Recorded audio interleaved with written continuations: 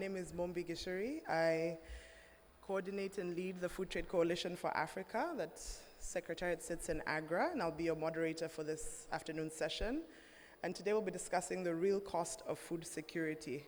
As we all know, food security is a very complicated, very pressing issue, and it's an issue that encompasses a number of different dimensions.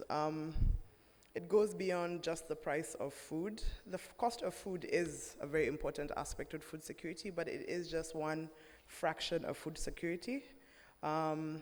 We have the actual expenses. We've got multiple considerations when we're talking about achieving food security, and then in addition to achieving it, how do we go about maintaining food security? So today's session, through panel discussions, we're going to have a very distinguished panel up here with us today. We're also going to reach out to the audience, hear your views, get your feedback, answer some questions. And through the session, we'll be delving into issues such as financing, issues such as climate change, and how increased African food trade can contribute to strengthening Africa's food security. So without much further ado, I'm going to introduce our speaker who's going to give us framing remarks, Vanessa Adams. Vanessa is our Vice President of Strategic Partnerships and Chief of Party of PIATA at Accra. Following Vanessa's remarks, we're going to invite the panelists, and we're going to have a discussion of about 20 minutes before we open up to the audience. Vanessa, if you could join me for your framing remarks.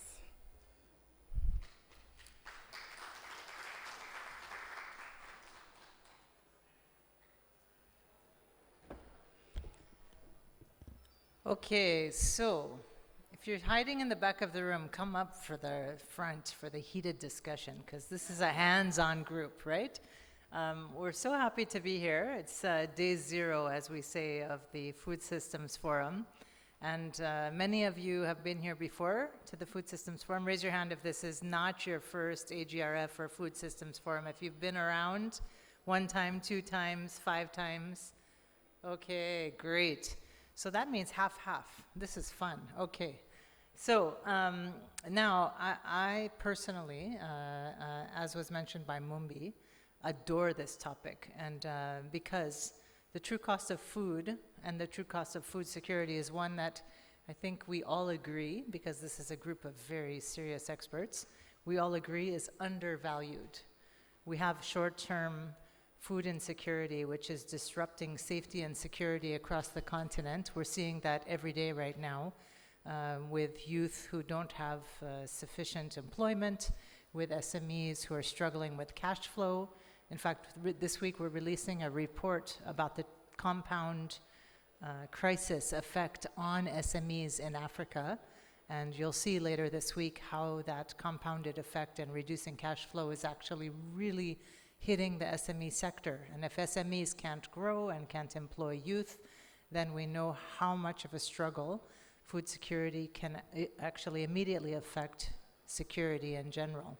So this is the short-term cost. And then the mid-term cost, as you all know, is, of course, this is the Africa Climate Week as well. And we're looking at the effects of climate change, which are not factored into our food security cost calculations. And I'm looking at Dr. George Bagirwa, who's hiding on the sidelines here, because he's been working for probably 2 decades on investing in improved seed varieties to increase food productivity. And if smallholder farmers, as we all know, don't have the right inputs and are growing too little food, then food security is hitting at a household level, affecting nutrition. And that nutrition is now a generational and long-term cost on food security. So the way that we've been looking at food security costs at Accra, and of course I think many of you have your own pieces of this which are considerable, but is how can we compound these costs and look at the balance of payments coming into governments. If today, anyone here in government, you might not want to admit it, but you can. Anyone in a government position in the room? No. Thank you. Brave soul. So, how do you calculate and factor in your short-term cash flow needs with your longer-term investment strategies at a government level, right? Ministries of agriculture across all of the countries we work in are struggling to demonstrate the payoff, the return on investment with the ministries of finance so they can get sufficient budget into their coffers, right, to invest in food security. That's a daily struggle. We know it is. And we want to show the effectiveness of agriculture investments. We have enough data to fill this whole room with studies and reports. And yet when you need it at your fingertips and your minister says, now, give me that report which came out last year on the updated costs in Ghana, in Kenya, in Mali for food security, where do we need to invest? Where should our subsidy optimally go to help catalyze food availability? This continues to be a struggle. The last session was actually about data and analytics, if you were in the room, right? Availability of the data and analytics. But for us, actually, sometimes investing in data seems like an abstract investment. And yet, how can the right decisions be made so that we reduce the ultimate long-term effects of our gaps in food security investments?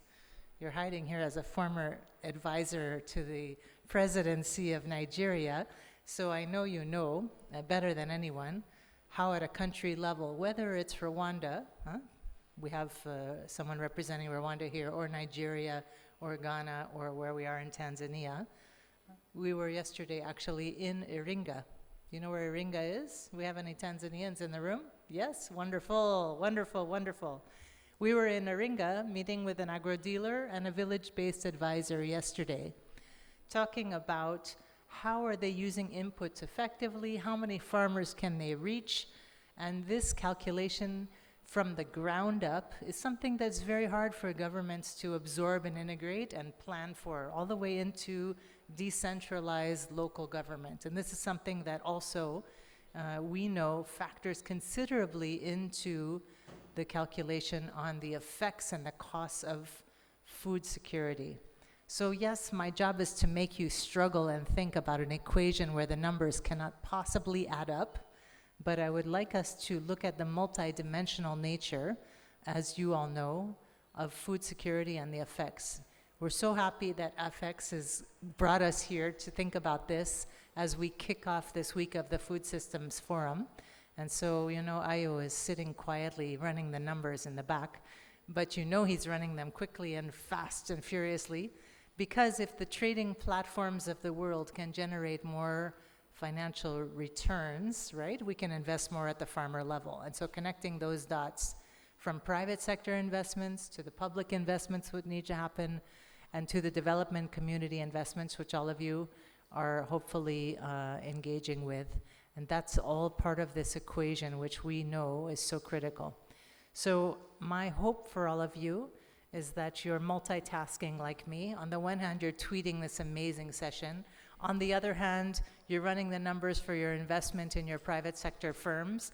And on the other hand, you're actually thinking about the policy and advocacy agenda, which you're helping your own government and your network of partners to think about: how do we invest short-term in an efficient and smart manner so that long-term we actually are paying dividends to our shareholders, rather than trying to put water in a bucket with a hole, which is what we're talking about most of the time.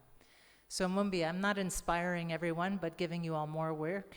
And I don't see you all tweeting like crazy, but remind everybody, the true cost of food is not simple. We have our friends in the room also from MasterCard Foundation. They're hiding. They don't want to talk to you right now, but they will eventually, because really they're also committing to the youth agenda. And this is something Sheila and I have spent a lot of hours on, which is really at the heart of what we hope we see out of this week. That women and youth feel the confidence to invest themselves, actually, and see the growth trajectories, and they get a return on that dividend. And so, again, if you're in Iringa, or you're in Kaduna, or you're in Tamale in Ghana, we hope that your investments are going to pay off in a giant way. Thank you so much. Over to you, Mumbi.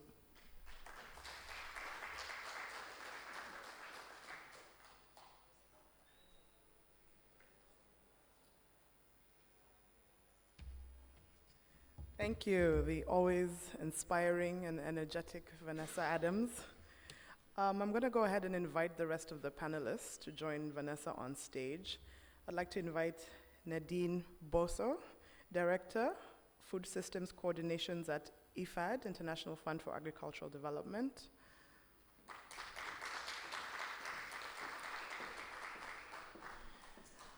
I'd like to invite Sane Steamers, President, Rest of Africa, AFEX, our hosts of this side event. And I'd like to invite Godfrey Malekano, Managing Director, Tanzania Commodities Exchange.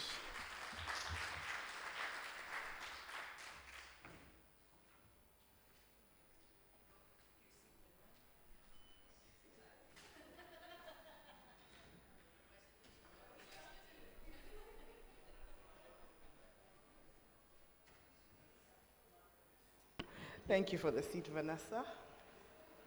I'm going to start with Nadine. I have two questions. I'm going to ask one at a time, and we'll go over them over the course of 5 minutes. So, from your perspective and with your work experience at IFAD, how do you perceive the current state of food security in Africa?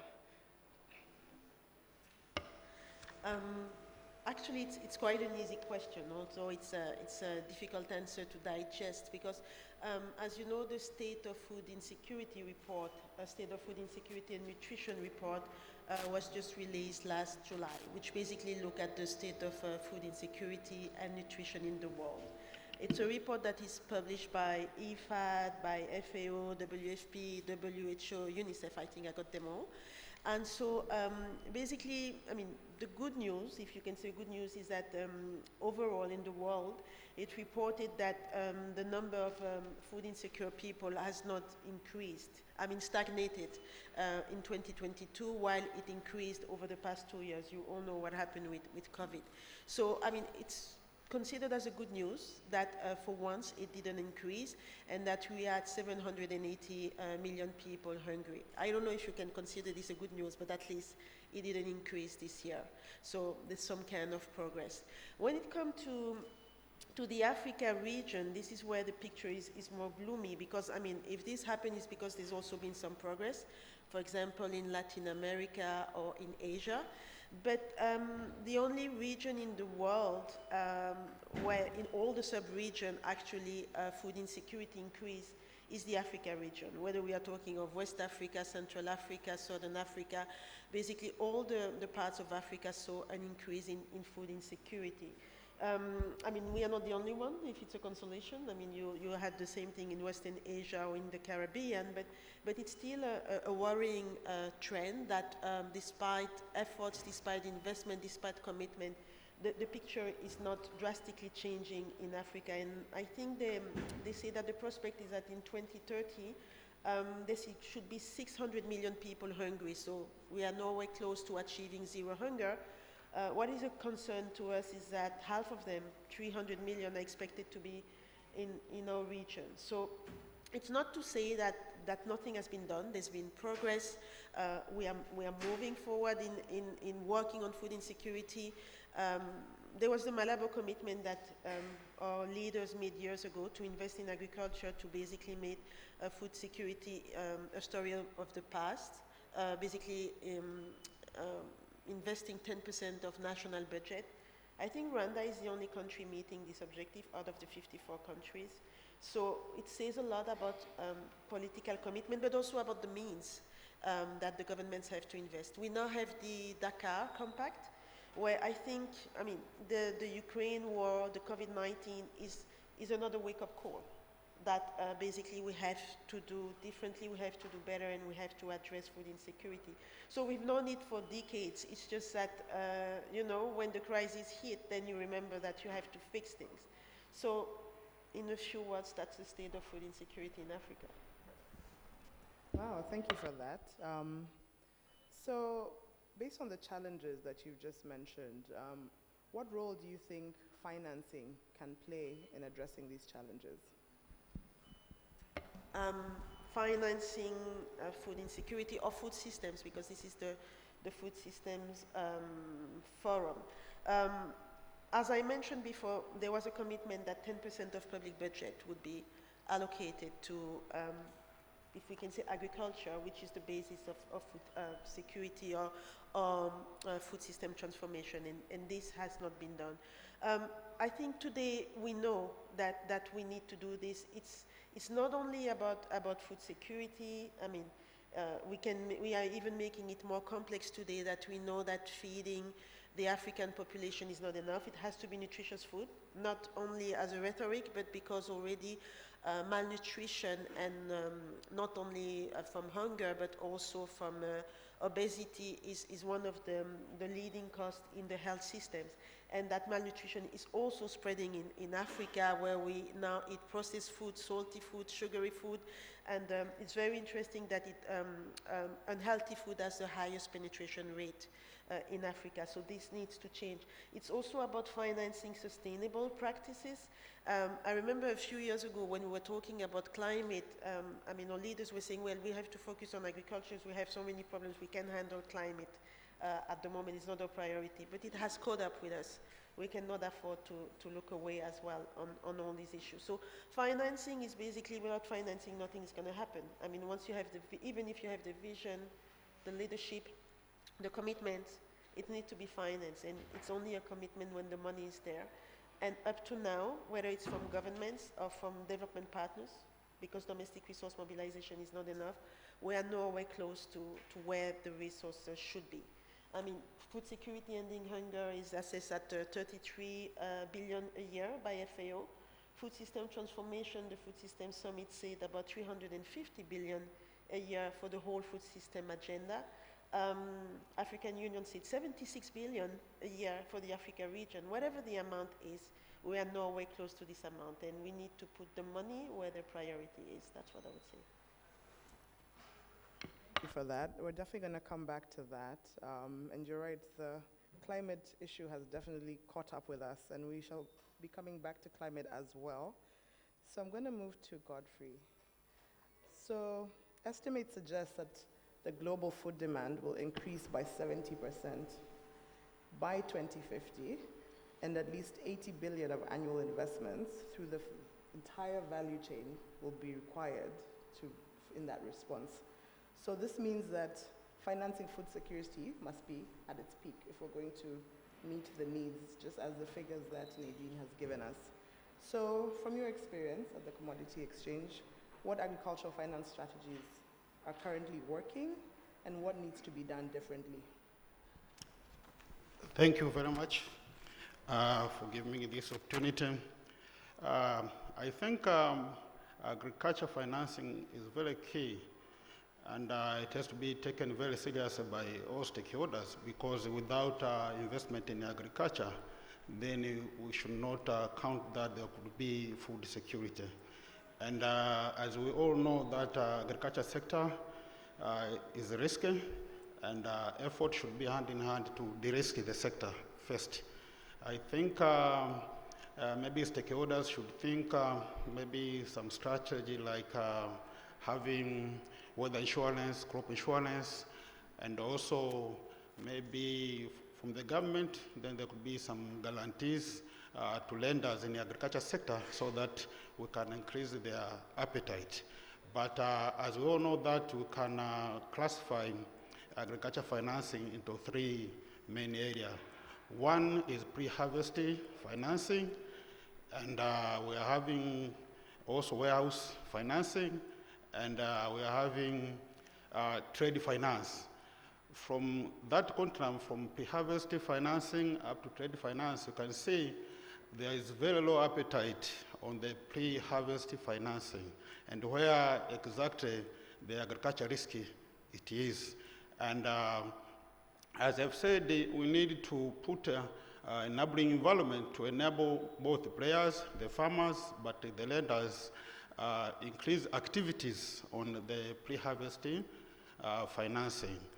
And I think if we manage to put more investment in that area, we'll be able to increase production. But under the warehouse financing, I think mainly traders, because they are the one who mainly store those crops into warehouses, so they need finance to at least maybe procure and store those commodities. And for processors and retailers, they need trade finance. That can be in terms of LOCs, letter of credit, and the other form of credit. But taking you through agriculture finance, we may start with trade finance, where there is a relationship between buyers and sellers of commodities, and this relationship is normally temporary and is seasonal. Because, for example, a dealer of agri-input can give on credit to farmers, maybe fertilizers and the likes. And maybe during harvesting, the farmers also can offer their produce in credit to that particular trader, or aiming that maybe after he has traded, then he can pay them back. But also, we are having another form of financing, which is warehouse illicit financing, where maybe farmers and others, after having deposit their crops into the warehouse, they can obtain a warehouse receipt, which they can take to the bank and obtain financing while waiting price to maybe appreciate. Because maybe here, today is September, then we feel that maybe in November price will improve. Then you can take that loan waiting until December when you sell your produce. But another form of financing could be maybe hire purchase or asset financing loans. Maybe dealers of tractors and other farming tools can also engage into a warehouse, engage into a lease or hire purchase, whereby a farmer can obtain a tractor and they pay on agreed terms over a certain period of time, maybe 10 years, 5 years. But as we all know that in agriculture, one of the problems has been most of funds are available on short-term basis. We lack long-term funding due to maybe the risk of the sector itself, because it depends on many things. We've talked about the issue like climate change, but the other like political aspects and unstable trade policies, because we may obtain a loan and take a tractor, cultivate maize, thinking that maybe after harvest you may export maybe to a country where you can fetch good prices, but just wake up and hear that there is an export ban and you will not export anything. So those are some of the key issues which really we need to at least understand.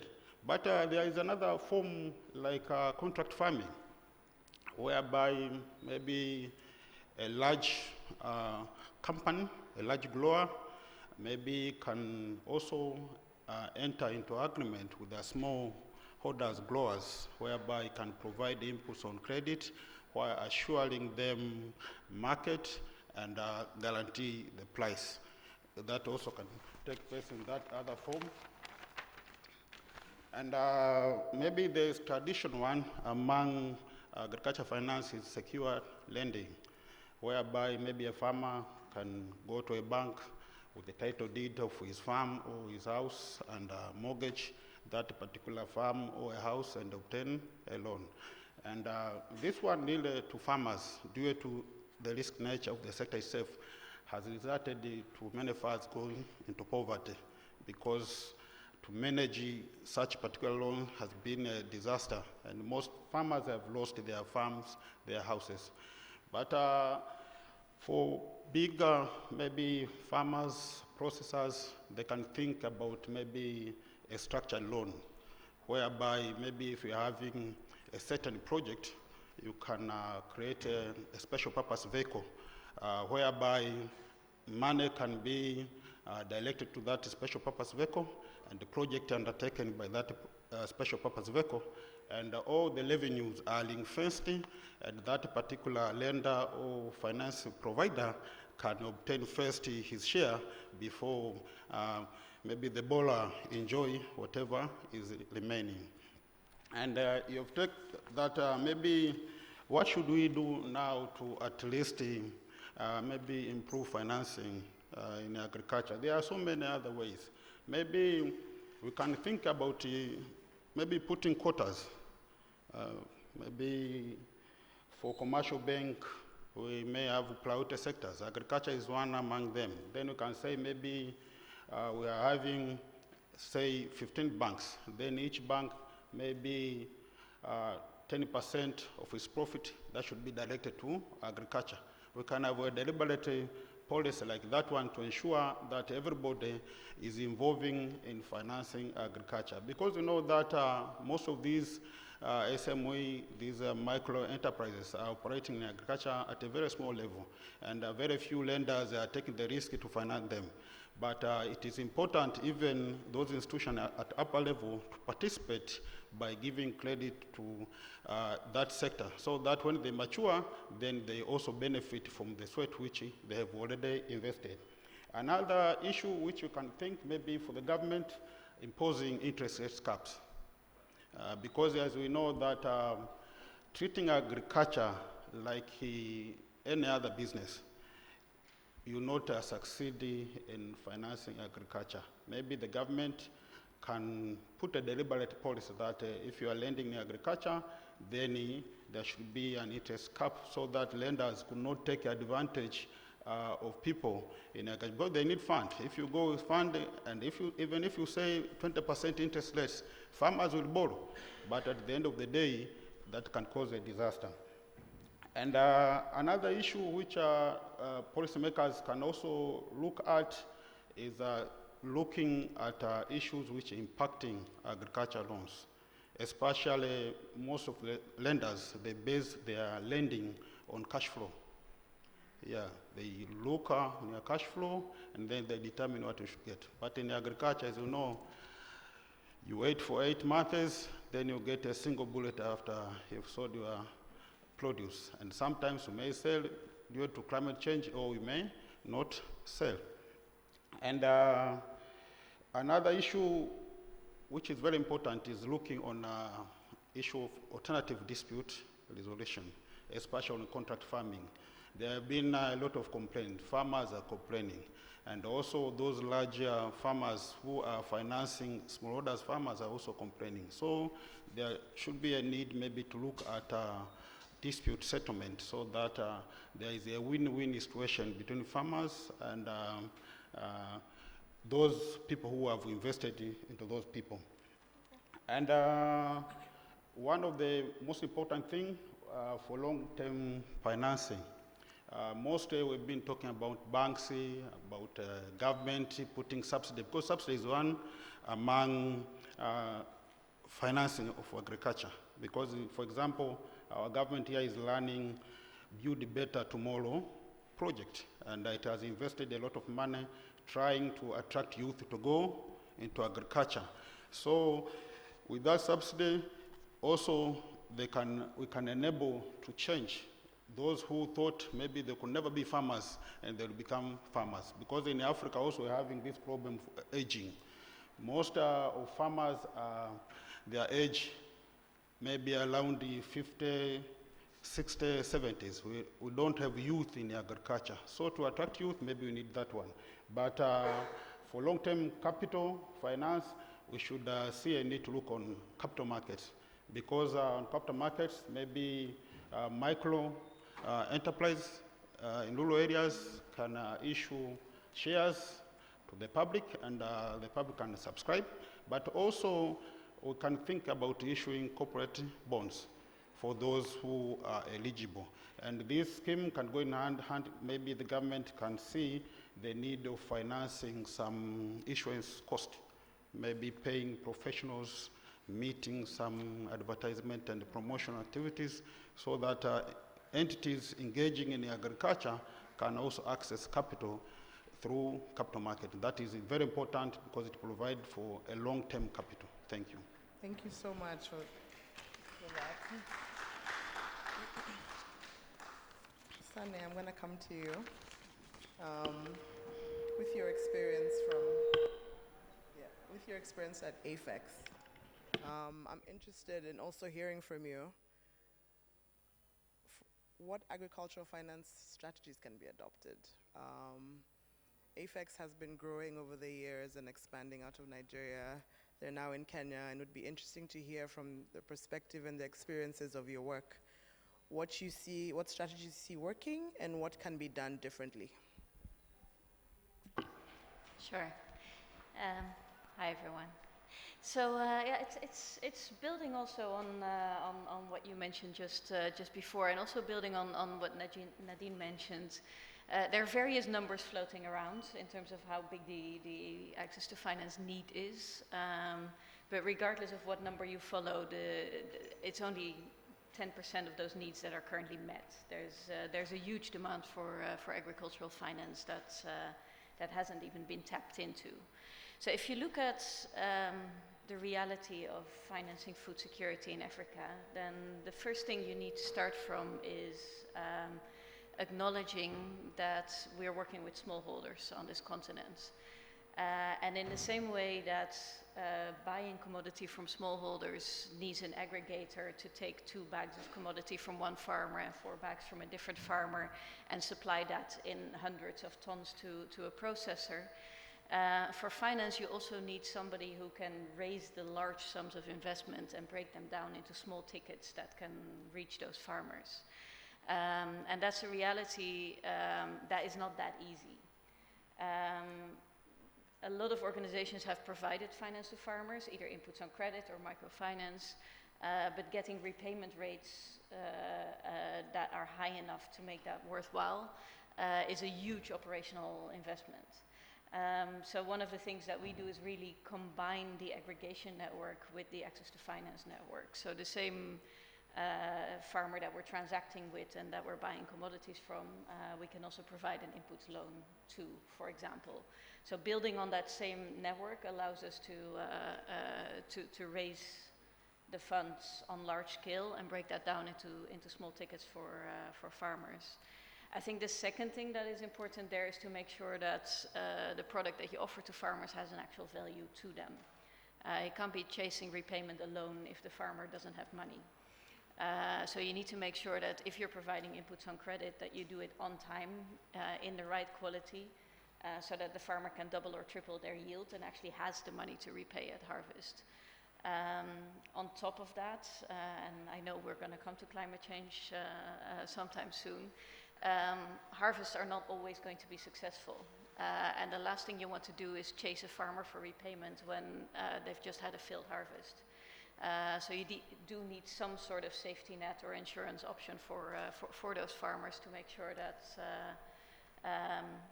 they're not going to have a failed harvest and a debt on top.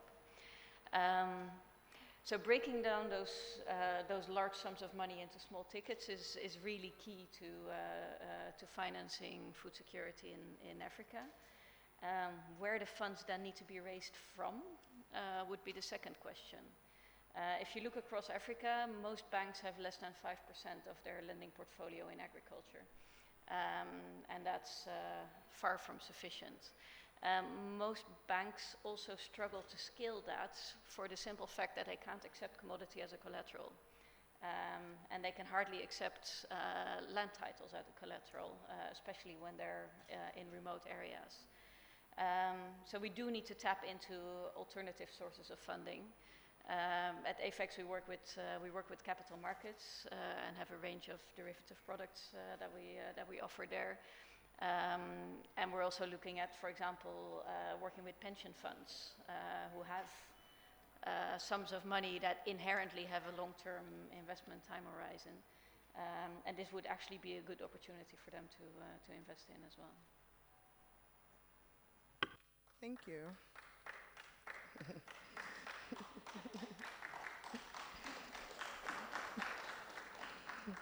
Good first round. Although I'll come to Vanessa now. We've had a number of shocks over the last couple of years. COVID, just as we were coming from COVID, Russia-Ukraine hit, climate shocks continue around the continent.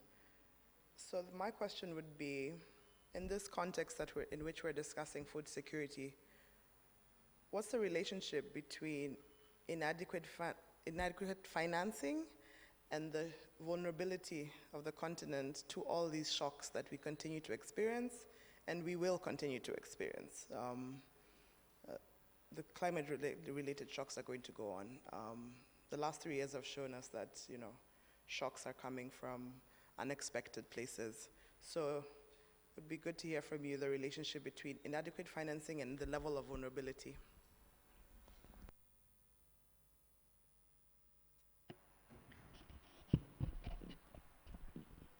Let's see if we can talk without feedback. So, I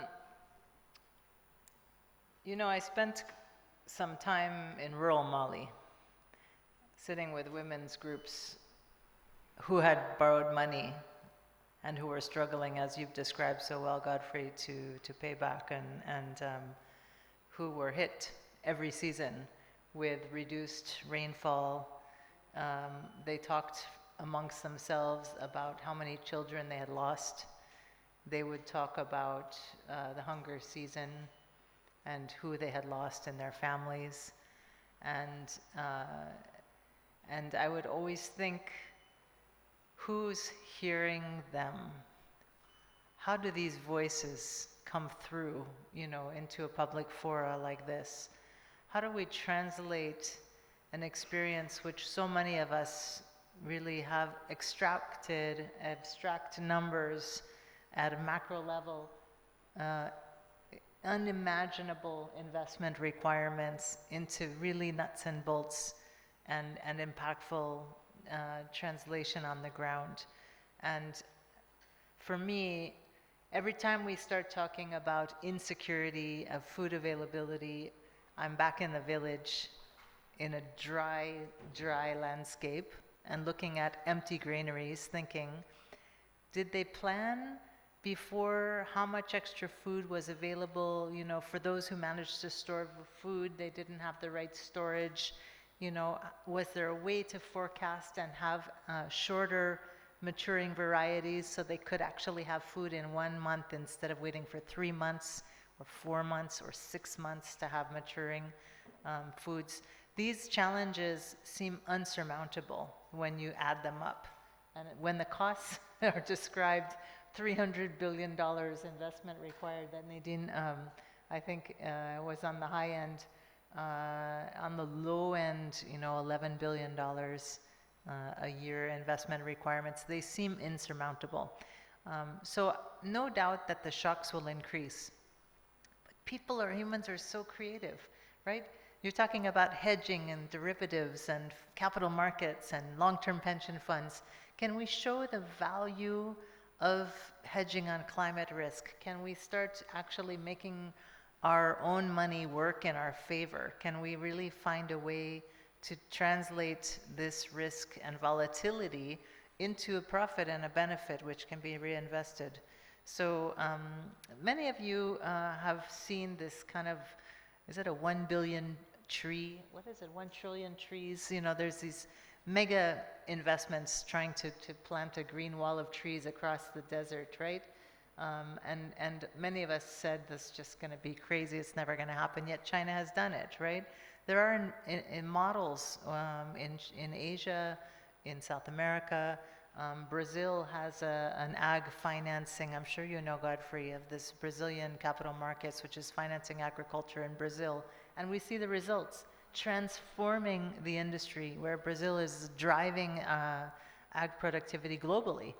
And so it's not that we don't have models. I think the models are there, both financial models and also strategic and policy level models for mega investments, for transformational initiatives where the ingenuity that we have seen can be replicated. So I have to talk about trade because I'm looking at Mumbi and I'm thinking, a lot of investors look at African markets and say it's too small, right?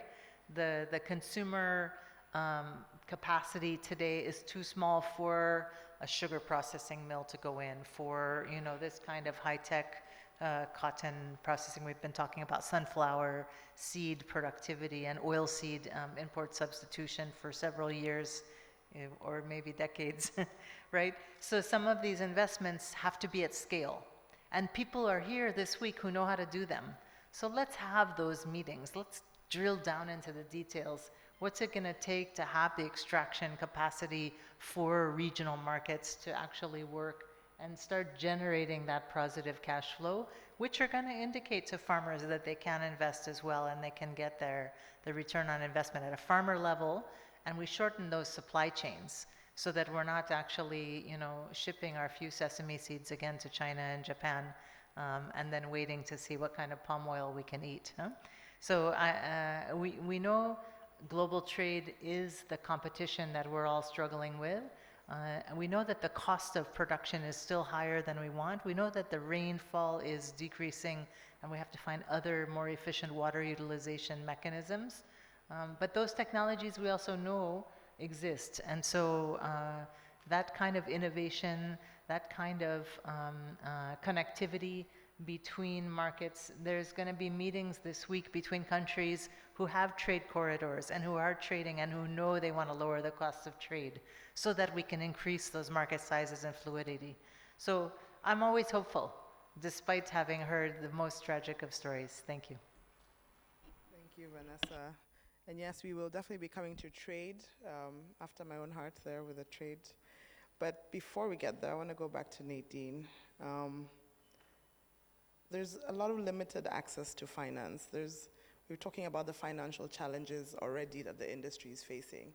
And then when you dig down deeper, we've got segments that have even bigger challenges to access to finance. The SMEs, the women and the youth, they remain even more impacted with this lack of access to finance. So impact investing has been declared as one of the major solutions to agri-investment in Africa. It would be good to hear how effective you think these programs and interventions are, especially for those segments that struggle to get access to these kinds of finances, and what we can do better. Thank you, Mundi. I want to be a bit disorganized by taking a question that was not mine, because I have to react to something Vanessa said before I get to your question. Please do. Allow me. Just to say that when we talk about the cost today of food system transformation, and we speak about 300 to 400 billion a year, well, indeed it seems like, as you said, unimaginable, you said, that we cannot raise that money. But you have to put this money into perspective to realize that it's not much. The OECD assessed that the value of agricultural subsidies from developed countries and emerging economies at 700 billion a year in 2021 and 2022. And these are distorting measures that lower market prices, reduce the competitivity of the farmers in, for example, in the Africa region. So to transform the food system, it's half of this amount that is needed. It's just half of the amount of agricultural subsidies. Another one is that you were talking about the food industry, and so the last estimate is, I think it was from Forbes, is that the profit from the food industry last year was 1.5 trillion. Because the food industry is a huge business, there's 8.5 billion people to feed. And so the issue is that these returns are not divided equitably. And basically the big players, the upstream players are making money at the expense of the smallholders, as you mentioned, of the agricultural producers who basically, in the Africa region, produce 80% of the food, but are the poorest one, are the majority of the poor, up to 80%. And so why? Because, we are talking about the price incentive, we are talking about the investment, we are talking about the infrastructure, we are talking about the policies. So basically, it's a whole dynamic creating that. So it's not that the figure is impossible to reach, it's actually that the figure is directed to distorting measures, to other players, to areas which are not a priority. How much are we spending in food imports on the continent? I shouldn't quote it, but the last time I looked, a country like Nigeria was spending on rice import only about 1.6 billion a year. So you can imagine what the whole continent is spending on food imports. So the money is just not going in the right places. Citibank is a success story.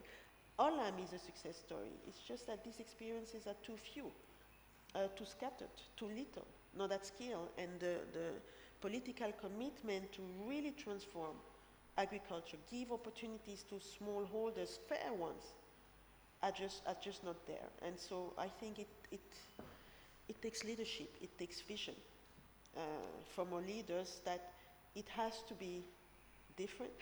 and that the right policies have to be put in place, and that the money has to go into de-risking this environment for these smallholders. And it's not rhetoric, it's happening. It can be done, and we are doing it. It's just that we are not doing it enough. Thank I you hope for I've that, answered your Nadine. question. Yes, you did.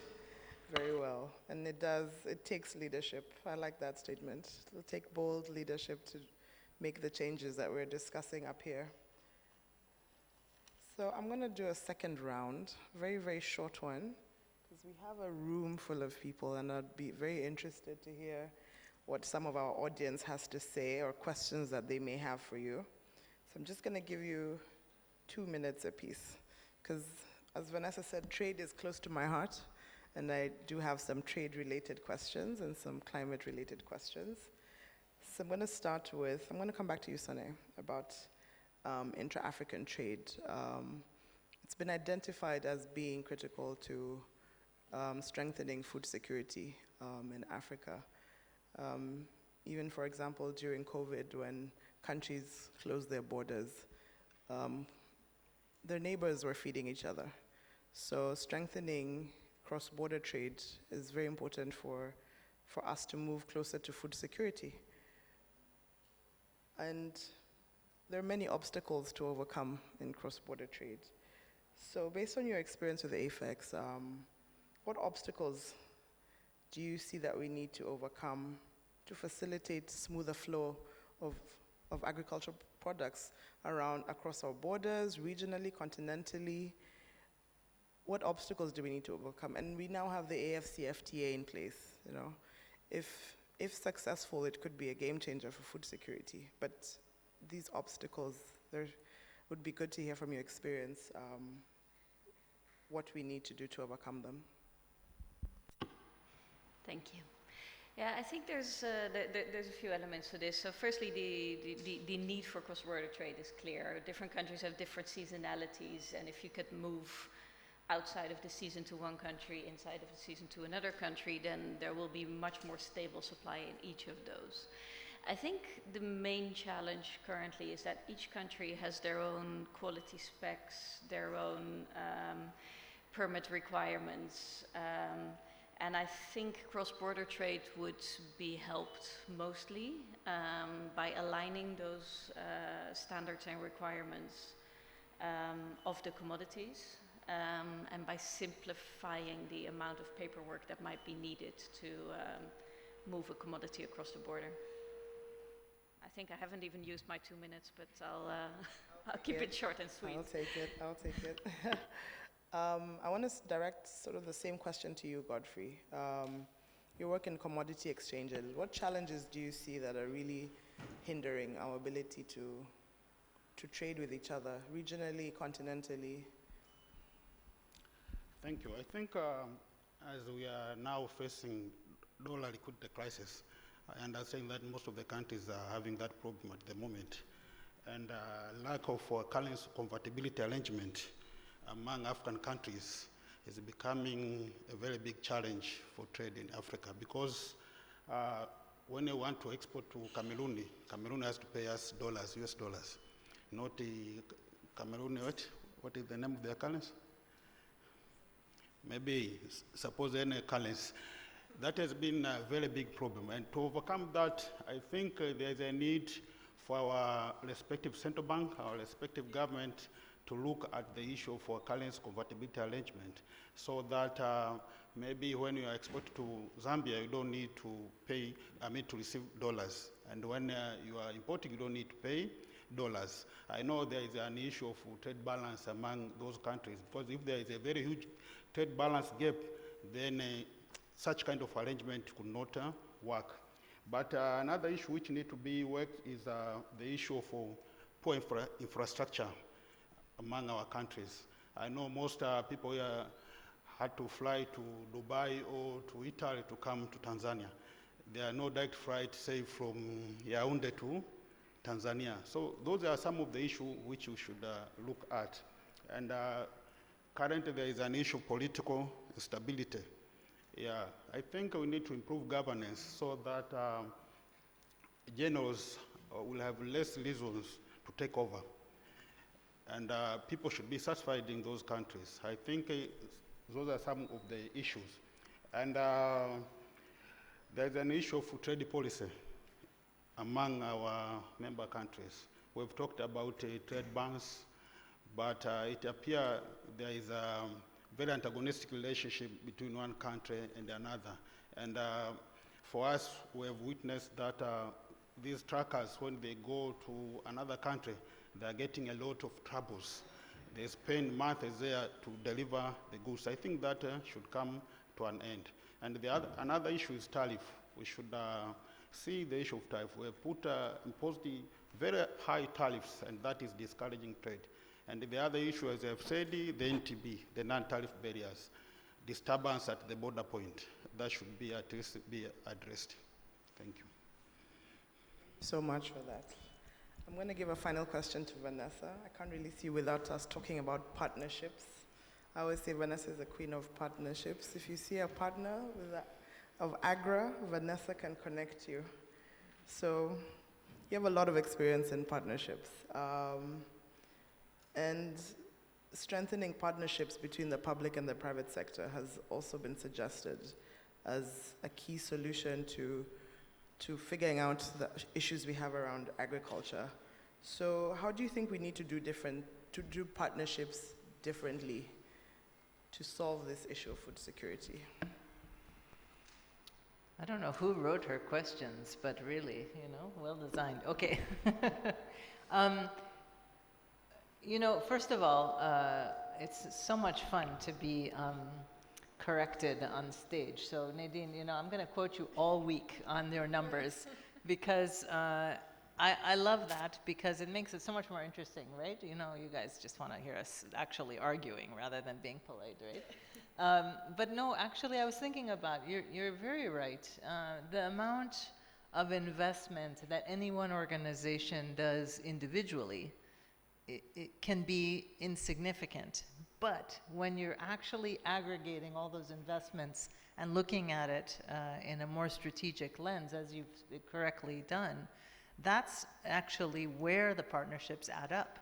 And so then, if we're going to try and move investments which are aggregated into another area, it cannot be done without all manner of different partners agreeing and moving at the same time in the same coordinated way with similar objectives. Now, a lot of people are just tired when they think about partnerships. They're worn out because it takes time and alignment is so boring and you have to review documents forever and ever. So partnerships aren't easy. It's not like, oh yeah, we shake hands, boom, we're off and running, even though I like to make it as easy as possible. But as much as an individual against an individual, we can say, okay, you know what? We see eye to eye. We already are engaging in the same direction. We see how our values, individual institutions can add up. We know that's not enough. And that's just, so I think about Godfrey's commodity exchange here in Tanzania, right? If the commodity exchanges between Ethiopia, Kenya, Rwanda, East Africa, Tanzania, align and organize Mozambique, I don't know if you're in the room, but they're out there somewhere, and we aggregate those commodity exchanges or capital markets, you're not just adding up the value, but you're actually substantially increasing the volume, and then you can start what you talk about, derivatives trading and other products. So that's really where the partnerships pay off. And it takes a leap of faith. It takes giving up some of identity, some sense of pride, and being willing to accommodate for differences, and taking a risk and a vision and saying, boom, let's go. Let's just put the bean trading, let's just put the maize trading online, right? You talked about currencies. How long have we been talking about a single currency for Africa? How many of you remember single currency West Africa? We have one, it's on the books, across the continent, it's been designed and redesigned and calculated, there's even floats for it, right? I believe that if we just make that leap of faith, whoever it takes, whatever it takes, that's absolutely transformational. And it's painful. Europe is not happy with the euro. Your Europeans in the room are going to complain left, right, and center. And yet, and yet, right? This simplifies the trade, the settlements, and so on. So anyway, partnerships are not easy, and yet I think that it's a frame of mind, it's an intentionality, it's a way of life, it's a way of thinking, and it's about not leaving anyone behind. One of the things that I keep raising is inclusivity. When we don't partner, the people who suffer the most are the ones whose voices are not at the table. And so that inclusivity factor is also, when you partner, there's a lot more space for those who could otherwise be left out. So this is probably, we talk a lot about added value in agriculture, right? In terms of trying to capture farmer value and keep it at a household level. We talk about efficient supply chains, but those are forms of partnership. Adding value is a partnership, actually. It's an aggregation of multiple organizations. And that's definitely also about transparency and efficiency. So I hope you're all signing up for lots of partnerships. I see my professor entering to the room, so I better get off the But Professor Joachim has written about this extensively as well, where again, the data, the analytics, the information asymmetry which comes without partnering can also be something we address and build into both the trade systems that we've talked about, the financing systems, but also keeping the value where it starts out, right on the farms. Thanks. Thank you, Vanessa. So I'm going to open up the floor for questions. I'm just going to come to you. They have a mic in the back. I can see them going around while they come. Thank you, Mombi, for a great moderation, and thank you, discussant, for the very good discussion. So, my name is Elenami Mungure. I'm a lawyer, but I've studied global health as well. So, public health is a piece of cake to me. So, my question, when actually heard of the real cost for food security, I was thinking of another cost, but before I mention that, let me ask my question. So we are talking about the availability of food, and that's food security. But how do we also connect the availability of food with the safety of food? Because just to add on what my brother was mentioning in terms of the barrier of the agricultural product trade, the other day I was meeting Ugandans who told me that they cannot export their agricultural product to Kenya or South Sudan because of the highly use of fertilizer and pesticides. So how do we connect the availability of food with the safety of food? A little bit, think of the non-communicable diseases that is actually a huge problem in today's world with what we eat. Thank you. Thank you. I'm going to take questions. In the back, go ahead. Yeah, mine is just a contribution. Yeah, I think the technology is, well, my name is Ernest Dasiedu. I work for Africa Rice Center and then ITA, and now under the technology for African Agricultural Transformation.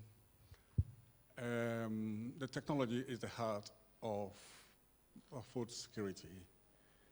The farmers are not getting the yields right, and they're getting below 30% of the potential.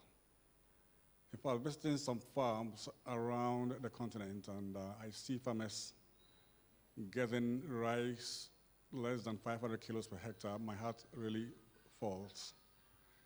Whilst we have varieties of rice that yield as much as 10 tons per hectare, we have maize that is about 8 tons per hectare, and other technologies.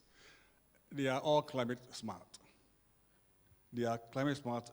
There are so many of them, early varieties, Africa Rice has about 200 of different varieties. Early variety, under the TAR, Technology for Africa Agricultural Transformation, which is a consortium of the CGs and the other international institutions. ICADA has the heat-tolerant wheats, which does very well. With the increasing temperature and the climate change. Then the drought-tolerant varieties. We have rice that are flood-tolerant, that are born, international price, between Erie and Africa Rice. And so on and so forth. And then also post-harvest losses. In fact, our post-harvest expert, grain quality expert, estimated rice post-harvest losses to be 42%. 42 not only quantitative, but qualitative. Because the rice that comes out, the value is quite low. And seeing the technology that abounds at the level of the CG centers and going to the farmers' field and seeing the opposite, I feel personally I've done this service to our poor farmers. They are getting very low yields. We went to a farm in Guinea. The farmers are getting below 500 kilos per hectare. And it goes to the women processors.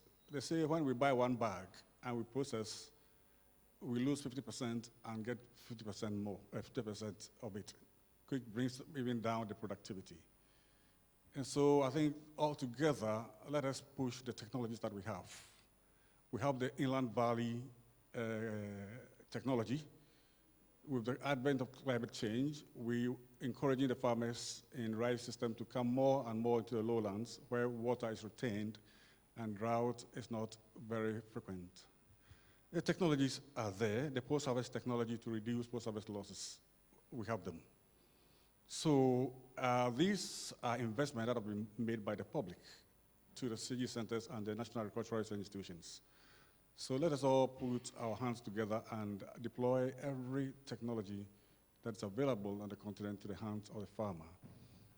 So that the yield, if the yield is high, then you bring all other things around to make it efficient. In terms, now we have the excellence in agronomy, which brings under the one CG, that brings all the technologies under context. And also digital tools like the Rice Advice that the youth are using in so many countries, Nigeria, so many places, to bring efficiency in the rice systems. So technology abounds. So let us put our hands together and deploy these technologies to the level of the farmers so that getting 30% of the yield is too low. It's too low, and most of them have been far below that. If the yields or productivity is enhanced, then other things can come around, the cross-border trade and the finances and et cetera, et cetera. But the heart of it all is the right technology. Thank you.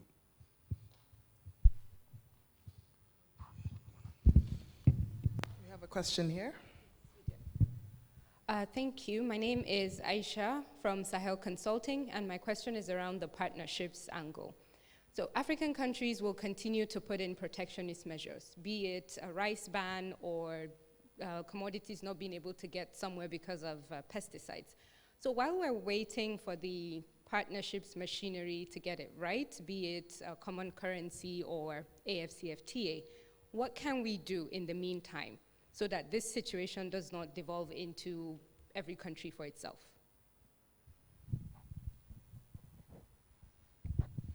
Vanessa, that one is for you to kick off, but not just yet. Go ahead. Thank you. My name is Fayekta. I'm from Ethiopia. I come from an international NGO called JDC. We work with smallholder farmers to increase their yield and productivity by the adoption of technology. As most of you know in this room, technology can be expensive.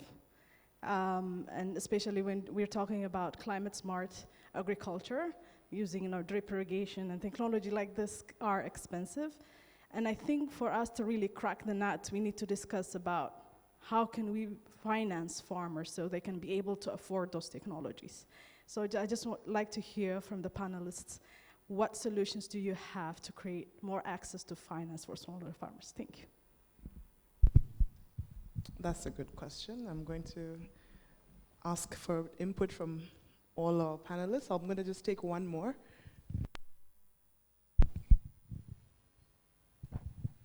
Thank you. My name is Vicky. I work for Actors for Community Empowerment and Environmental Sustainability here in Tanzania. I was so happy one of the panelists brought something about agriculture sector being dominated by the elder and young people do not really want to get their hands dirty. And my question is, what do you think are the real causes of this? Is it poor quality of life for farmers? Is it like limited access to finances? And what do you think can be put on the table to end this brain drain and attract youth to agriculture sector? My other question is in the agriculture and conservation. We do have a really friction between agriculture and conservation, being soil conservation, natural resources conservation, but we really need a balance if we want this to work. But the important need is food. Sometimes farmers really neglect the conservation part, and there's a huge gap between education, technology, and the real farming. What do you think should be done? How do we overcome this challenge? How do we move on and bring the balance? Thank you.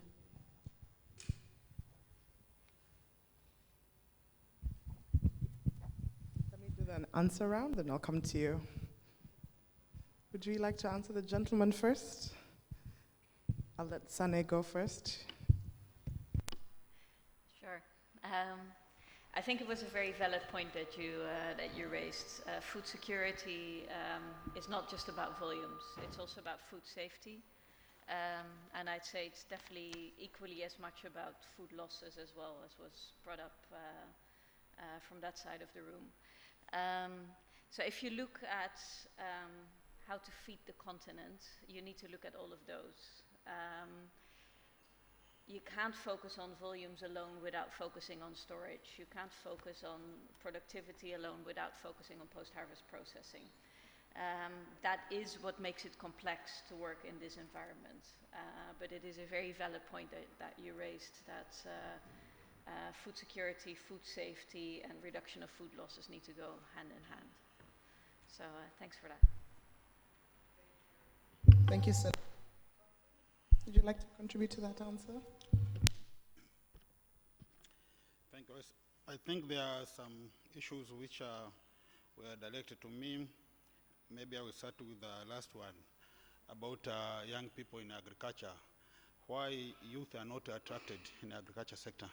I think even the way our education curriculum was designed, the way it was designed was as if people coming from colleges will not go back to their villages, that those people will stay in town, maybe working in big companies in town, maybe attending big meetings like this one. But that has to change now. Graduates should understand that agriculture is also a source of employment, that maybe after having graduating, then someone should think maybe going back to his village or going back to rural area so that he can participate in farming activities.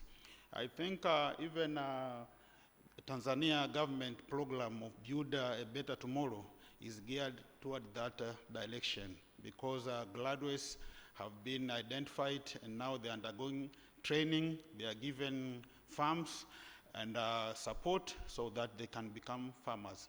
I think we can start with maybe 5,000, but the number will be increasing as we go. But also, the Minister of Education is now looking at education curriculum so that to change. We are having graduates from agriculture universities, but are all working in town as lenders in banks, doing different activities from what they learned at school. That has to change. But also, that should go hand in hand by improving environment in rural areas, by putting more investment in agriculture.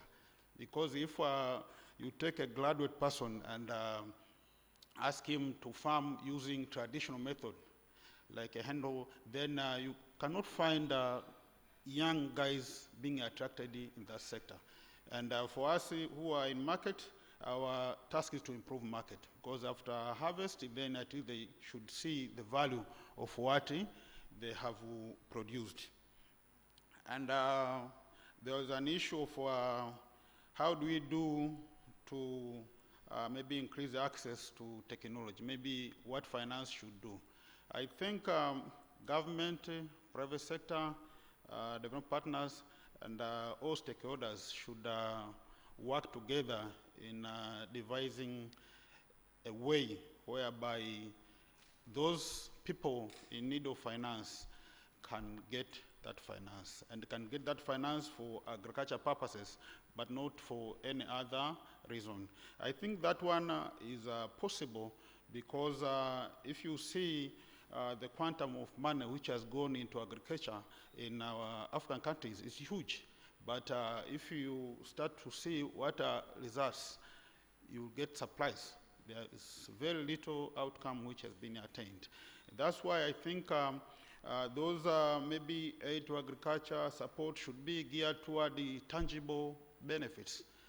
Giving millions of dollars and spend that money for a seminar, maybe without buying tractors, that is a wastage. I think at least should change. If you are getting 10 millions, you can maybe spend 5% for seminars, but 95% should go on tangible areas. And that one I think is doable.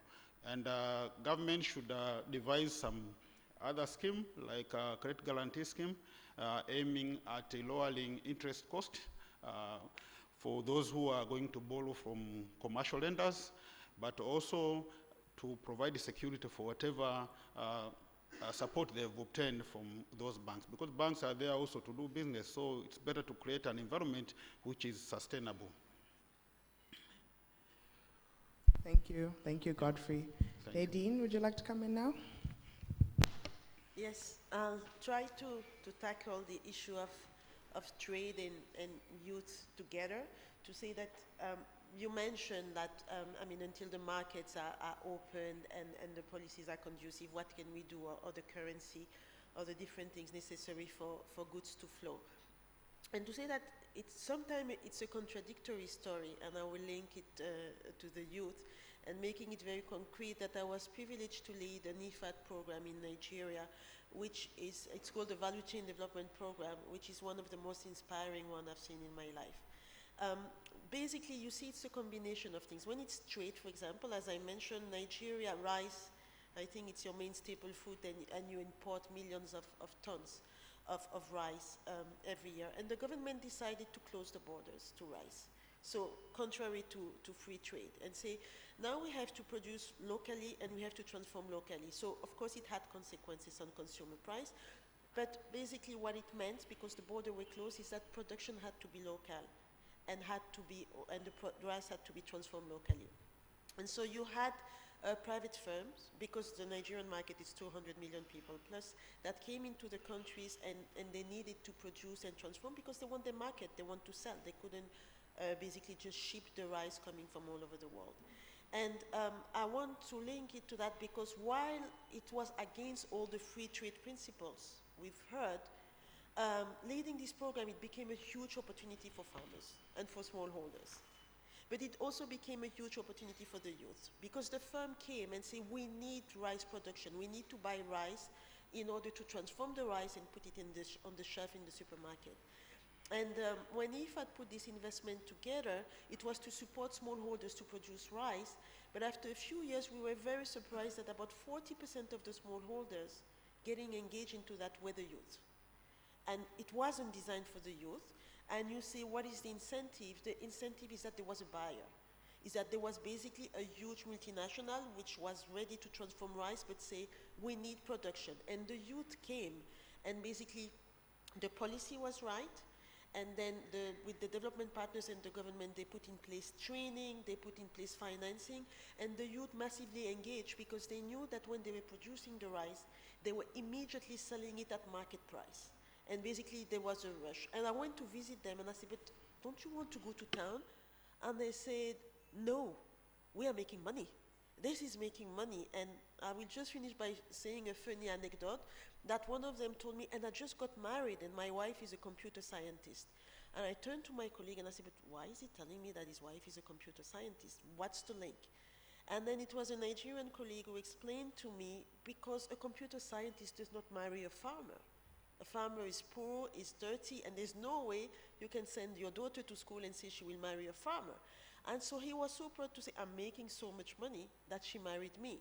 So just to say that when the incentives are right, the training is there, and the policy is there, and sometimes the incentive is closing the border, not opening it, it's a bit contradictory, then the youth come, and because they say, well, we want to make money, we want to be profitable. So this is just to share an experience that sometimes it's not always the story we expect, but the youth come when there's an opportunity as well. Thank you, Nadine. Vanessa, 1.5 minutes to partnerships response. It's like we're at the heart of the day, and yet it's 5-something, and we have other engagements. Otherwise, we're going to keep going all night, you know. This is the heat of the discussion, really. So I want to come to a few points. One is the contradictions, and I think it's really true. There's no one way to do these things, you know. Different countries, different contexts, different commodities, different variables. So for sure, being adaptive, responsive, making decisions and then crowding in around those decisions as you described.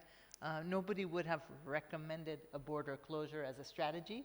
I don't think so. Maybe someone in this room did, but I won't name names. But you know, it's coming in and responding to that, and crowding in around a reality to actually convert that into a profitable business and hopefully nice marriage. So I think that's, you're talking about technology solutions. You asked about, you know, youth opportunities. We have seen some incredible, and all week you're going to see this with the Go Getters competition. There's SME pitches going on. There's actually a pitch AgriHack this week. There are so many innovations right now that youth are bringing into the farming and agricultural food system space. And I don't think there's a lack of imagination. However, I want to say one thing. I had the opportunity to sit in a room with a whole room full of billionaires, and they all wanted to invest their money and couldn't find good business plans. They all sat there around and complained one another, I can't find anybody to invest in. So, you know, you think you have a good idea, make it even better. You think you have a good business plan, make your pitch even more stronger. You think you have a solution, refine it, stress test it, get people to crowd in and give you even more good information. Go in guns blazing, because there are a lot of people looking to invest saying we can't find a good investment. So definitely some of the funds are out there looking for opportunities. So it's a very competitive space.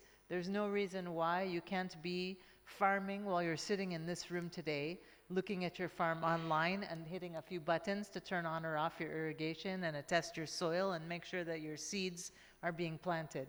The technologies are phenomenal. And so I think that we have to rethink in some ways the level of willingness, of daring, of commitment, and drive for us to be able to convert, both on terms of mechanization, technology. You talked about, someone talked about capacity building in terms of making sure that the knowledge is available at the right place, at the right time. So from my view, I want to talk, you mentioned rice productivity. This is something which is near and dear to all of our hearts, because we're talking about threats to the climate today. And threats to climate change are increasing land under cultivation. And the number one driver of increased land under cultivation is low productivity, first and foremost. So for sure, I think if we could address that variable, as you described so well, and we can follow up. But if that productivity increases, now we don't have to go and clear more forests or increase land under cultivation, because the food can be produced on the land which is cultivated now. I don't think that's the challenge. The challenge is not about, like you said, the technologies being available, but making it make sense so that we're not in a survival mode of subsistence farming, but in a proactive, business-oriented farming strategy mode. Thank you so much. Thank you, Vanessa. I have space for 2 comments, a minute each. I'm going to start with the lady over there, and then the gentleman over here. Thank you. My name is Francisca. I'm coming from Tanzania. I'm chairperson of Tanzania Bakeries Association. My question is directed to the access of finance. As a panelist, you say that in Africa, they are in small-scale farm, and those financial institutions, they don't want to give them loan because they scared there doesn't have security. So if we want to have food security in Africa, what is the way forward then for them to access those funds? Thank you. Thank you. 1 minute, 1 minute. You're my last one. My name is Brian from AfriHarvest, Tanzania. Well, mine was much more of a contribution and challenge to the panelists.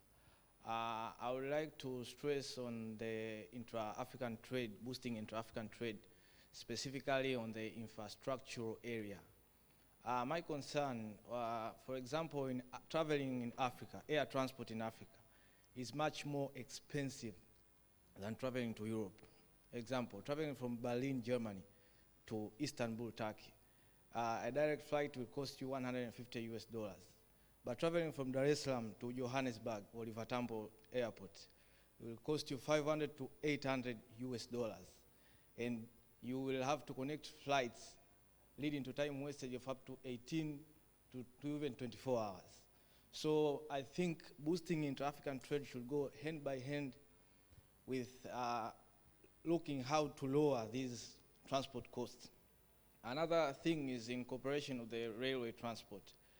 I think we should look to incorporate and use railway transport because it is much way cheaper than road transport. So if we can have an intra-African railway connecting African countries, for example, in Tanzania, we're working on a standard gauge. We hope to connect to Burundi, connect even to Congo. So if we can have intra-African railways connecting from the eastern part of Tanzania to the central part to the western, it will be much cheaper and boost the economies of our countries. And even other sectors will even flourish. Mining, tourism will also flourish. So thank you. Thank you. Last one, 45 seconds.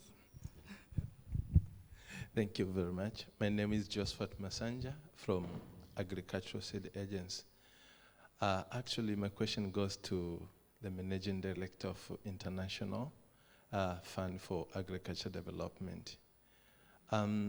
Nutrition security depends on food the nutrition security today depends on food security. But also the food security depends on seed security. The seed security depends on research and development. So now, what is IFA does on the research and development to support the development and research, which is actually goes to lower the cost of farm production to our farmers? Thank you. Thank you. Nadine, very quick response. Yes, you're completely right. Research of development is basically at the heart of agriculture, and it's also one of the areas of underinvestment in the Africa region. So when you say what IFAD is doing about it, is that research and development, but most importantly, the transfer of the technologies and the innovation to the smallholders is basically a priority in the program. Because I don't remember who said it, I think it was a gentleman over there, There's been a lot of research. There's been a lot, it was over there, a lot of innovation in terms of high yield crops, in terms of climate resilience, in terms of, as you said, digital technology. It is there. What is the issue now? I had a mentor who said, we know what we need to do. We know how to do it. The technologies are there. We even now produce crops in the desert. We produce crops without water. Anything is possible in the world of today. It is access to technology, which remains a problem for the smallholders. And this is where I want to say that as much as the smallholders and the farmers are doing, when I was talking about leadership and vision, you need to have a conducive environment. We have governments. They have a responsibility. Your colleague, your friend was talking about infrastructure. It's a government investment. Access to research, access to innovation, it's also a policy, it's an investment. So these incentives, these facilities need to be put in place in our countries. The leadership, the vision, the commitment, and the financing need to be there in order to ensure that, as you said, it is accessible, and that all these technologies, when I see, as I said, agriculture taking place without water or in building or in the desert, why can't we access this? And I think it's a question of political will and investment today. Thank you, Nadine. Thank you. I'm going to do, Sane, a really quick response.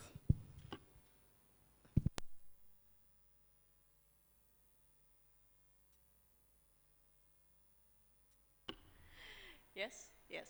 Cool. Thank you. I wanted to respond to your question in terms of how does the smallholder get access to the loan. So firstly, it's not that banks don't want to give the loan to smallholders. And I think in order to understand where the solution sits, it's very important to understand why these investments aren't currently happening. The reality is that a commercial investor who needs to get a return on their investment needs to know who they're dealing with. That means that for each investment, they need to check some paperwork, they need to send a person there, they need some kind of security. And the cost of getting that done is quite often already higher than the actual loan amount that the farmer is applying for.